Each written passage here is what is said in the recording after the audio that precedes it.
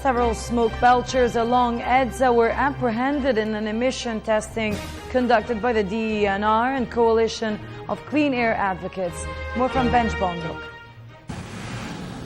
The Department of Environment and Natural Resources continues to intensify its anti-air pollution campaign.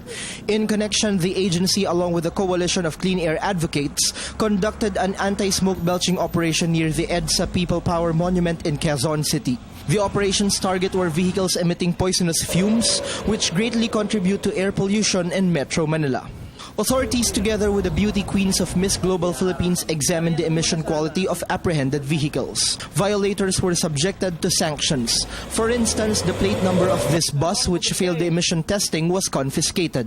The CCAA calls for immediate actions to minimize air pollution in order to prevent health problems from getting worse. Yan ay nakakasama sa ating kalikasan, and talagang tayo ay mapinsala, ang ating kalusugan ay talagang mapinsala din. Imagine maraming namamatay ngayon sa respiratory diseases. Yung lung cancer ay tumataas dahil sa pollution ng ating hangin.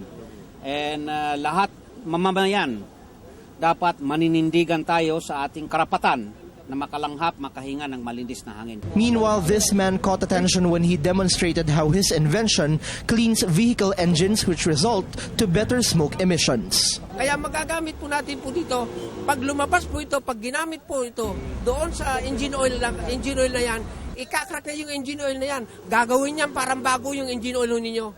Data from the DENR shows 80% of total suspended particulates, or the amount of dirt in the air of Metro Manila, is from vehicle smoke emissions. Aside from its anti-smoke belching drive, the agency is pushing for the implementation of an organized motor vehicle inspection system and the use of cleaner fuels in order to minimize air pollution. For the People's Television, Benj Bondoc.